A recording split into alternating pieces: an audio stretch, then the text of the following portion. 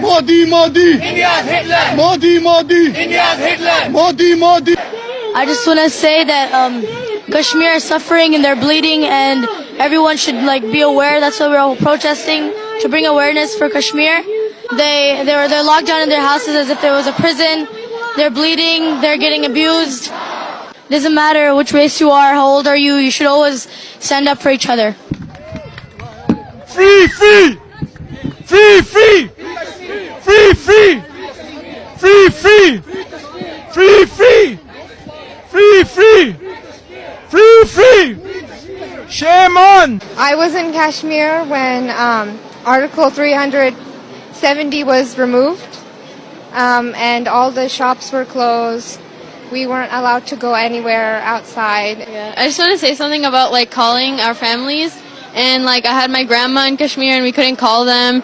And a bunch of family, we wanted to make sure if they were okay, but we couldn't contact them. India's Hitler. Modi, Modi. India's Hitler. Modi, Modi. India's Hitler. Modi, Modi. India's Hitler. Modi, Modi. India. Every single day, the Kashmiri people are in a state of uncertainty about what is going on around them. They don't know if any given day they're going to have access to internet, if they're going to have access to a phone, if they're going to have access to even leave their house to get basic necessities. They're in a state of complete unknown and fear. And it's terrible and it's an injustice.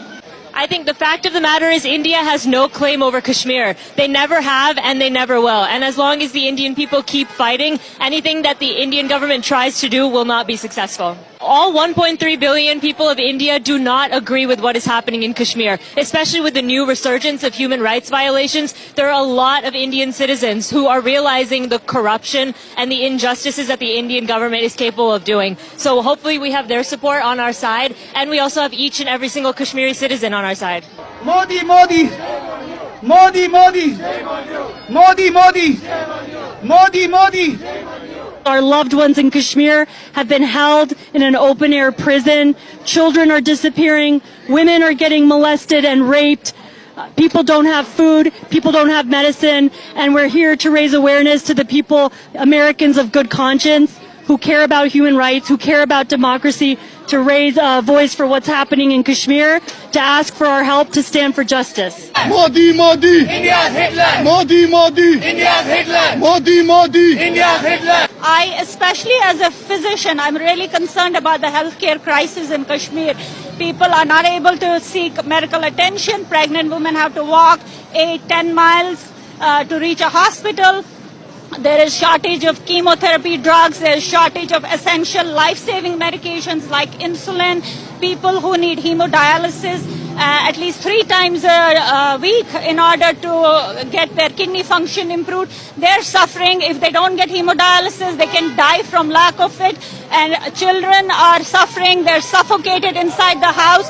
This is having a really detrimental effect on the psyche of Kashmiri people. We're seeing more and more depression, post-traumatic stress disorder, anxiety in people. We want this lockdown to stop now, and we want all these atrocities to end. Enough is enough. Kashmiri people had enough of it. This is extreme brutality in the 21st century, and the world should not just sit back and watch it. What do we want? Human rights. When do we want them? Now. What do we want? Human rights. When do we want them? Now. What do we want? Human rights. When do we want them? Now. I just lost my dad on the 31st, not too long ago. And there would have been no way of me finding out if it had happened 3 days after or 4 days after. I worry that something will happen to my mom, and there's no way of communicating or finding out.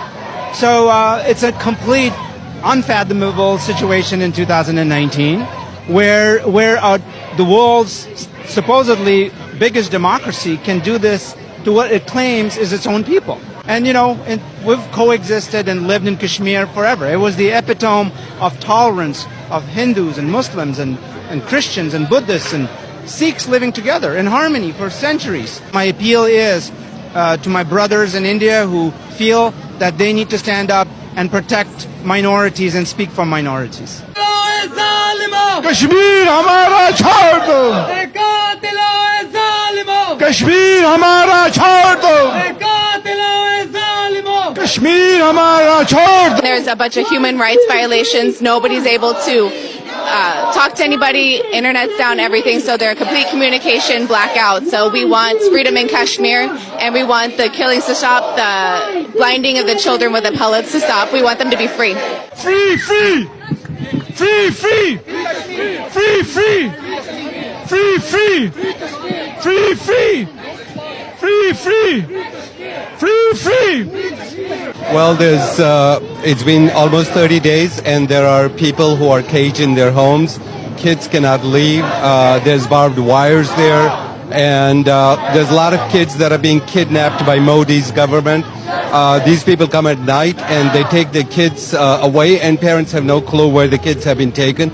As young as 14-year-old boys have been taken, and we hear stories about women being raped in Kashmir, but there's no way to verify it because there's a clampdown on all kinds of news that could come out of that place. My mother is in Kashmir. I have not been able to talk to her. It's been almost a month now. I want to tell people is what people don't understand is Modi's background. Modi is a RSS lifelong member, and what RSS is, it's like a neo-Nazi group of India that hates Muslims and hates minorities. And they want a Hindu rule. And I don't have any problem with that, and I think that's okay. But they need to let people know that we want Hindu rule, so people who are not Hindus can decide whether they want to live in that country or not. Stop the terror! Stop the terror! Stop the terror! Free, free! Revoking of the Article 370 by Modi. There's a lot of curfews. There are hunt and kill operations by the Indian military. There are kidnapping of children. There are kidnapping of regular citizens.